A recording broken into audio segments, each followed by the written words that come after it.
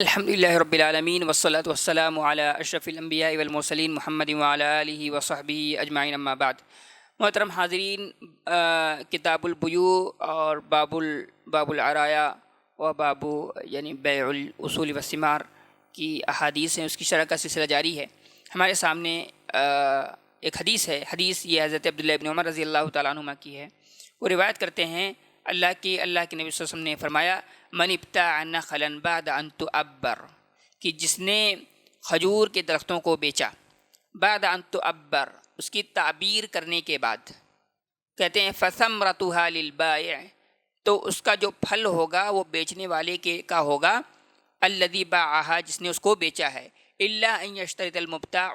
مگر یہ کہ جو خرید رہا ہے وہ اس میں شرط لگا دے۔ یہ حدیث متفق علیہ، یعنی اس حدیث میں جس مسئلے کی وضاحت کی گئی ہے وہ مسئلہ کیا ہے کہ مثلا کوئی شخص ہے، اس نے اپنا کھجور کا درخت بیچا ہے کسی دوسرے آدمی سے، اور اس نے اس کی تعبیر کر دی ہے۔ تعبیر کیا کہتے ہیں؟ کہتے ہیں ہوا وضع طلع الفحل من النخل بین طلع الاناث، یعنی جو کھجور کے جو درختوں میں جو نر خوشہ ہوتا ہے اس کو مادہ خوشہ کے درمیان اس کو رکھ دینا، اس کو تلقیح کہا جاتا ہے، اس کو تعبیر کہا جاتا ہے، یعنی نر اور مادہ کو ملا کر کے پیدا کیا جاتا ہے، تاکہ اس سے کیا ہوتا ہے پھل زیادہ مقدار میں پیدا ہوتے ہیں اور ان کی کوالٹی اچھی ہوتی ہے وغیرہ وغیرہ ساری چیزیں۔ اس کو عربی میں تعبیر اور تلقیح کہا جاتا ہے، جو عام طور پہ جو کسان ہیں وہ اس چیز کو اچھے سے، جو باغ والے ہیں وہ عام طور پہ اس چیز کو اچھے سے جانتے ہیں۔ تو اللہ کے رسول نے کہا کہ جو شخص تعبیر یا تلقیح کرنے کے بعد اس باغ کو بیچتا ہے کسی دوسرے آدمی سے، تو ایسی صورت میں جو پھل ہوگا وہ کس کا ہوگا؟ پھل یہ اس کا ہوگا جس نے بیچا ہے، الا ان یشترط المبتاع، مگر یہ کہ جو خرید رہا ہے وہ شرط لگا دے کہ نہیں یہ پھل بھی میرا ہوگا۔ تلقیح اور تعبیر کی جو تاریخ تھی میں نے آپ کے سامنے بتا دی ہے کہ جو نر خوشہ ہے اس کو مادہ خوشہ کے درمیان رکھ دینا، یہی تلقیح ہوتی ہے۔ اس حدیث سے پتہ چلتا ہے کہ جو شخص بھی تعبیر کے بعد تلقیح کے بعد کھجور کا باغ خریدتا ہے تو پھل جو ہوگا وہ بیچنے والے کا ہوگا، خریدنے والے کا نہیں ہوگا۔ اسی طریقے سے تعبیر کے پہلے اگر کوئی شخص وہ باغ خریدتا ہے تو ایسی صورت میں وہ جو پھل ہوگا وہ لینے والے کا ہوگا، جس نے باغ کو خریدا ہے اس کا ہوگا۔ یہ حدیث کا مفہوم ہے۔ اس کی وجہ کیا ہے؟ اس کی وجہ یہ ہے کیونکہ جب انسان کا اس میں عمل دخل ہے،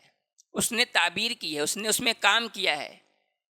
تو اور اس کا ایک امید اس سے وابستہ ہوتی ہے کہ اب یہ پھل جب تر و تازہ ہو جائیں گے تو اس کو پھل ملے گا۔ تو اللہ کے رسول صلی اللہ علیہ وسلم نے اور ہماری شریعت نے اس کی رعایت کی ہے، اس مصلحت کا لحاظ کیا ہے، اس پہلو کو اچھے سے برتا ہے، سمجھا ہے، تو لہٰذا اس کو یہاں پر کہا گیا کہ اگر تعبیر کی گئی ہے، تلقیح کر دی گئی ہے اور اس کے بعد باغ کو بیچا جا رہا ہے تو ایسی صورت میں وہ پھل جو ہوگا وہ بیچنے والے کا ہوگا، جس کا باغ جس نے بیچا تھا اس کو وہ پھل ملے گا، اس میں خریدنے والے کو کچھ بھی نہیں ملے گا۔ اسی طریقے سے اس حدیث میں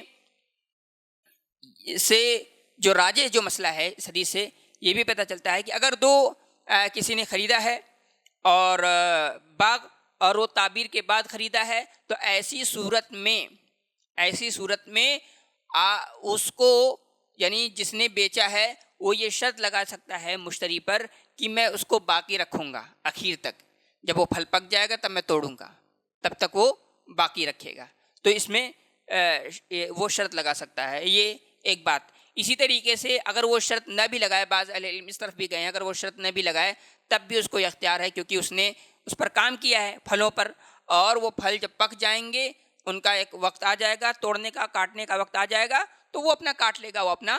توڑ لے گا۔ تو چاہے شرط لگائے چاہے نہ بھی شرط لگائے، بعض اہل علم کے مطابق یہ دونوں صحیح ہیں۔ تو یہ اس حدیث کا مفاد تھا، مستفاد تھا، جو میں نے آپ کے سامنے بڑے ہی اختصار کے ساتھ رکھا ہے۔ اللہ کے رسول صلی اللہ علیہ وسلم سے دعا ہے، اللہ تعالیٰ سے دعا ہے رب العالمین، نعوذ باللہ، اللہ تعالیٰ سے دعا ہے رب العالمین ہماری اور آپ کی اصلاح فرمائے۔ آمین۔ وآخر دعوانا ان الحمدللہ رب العالمین۔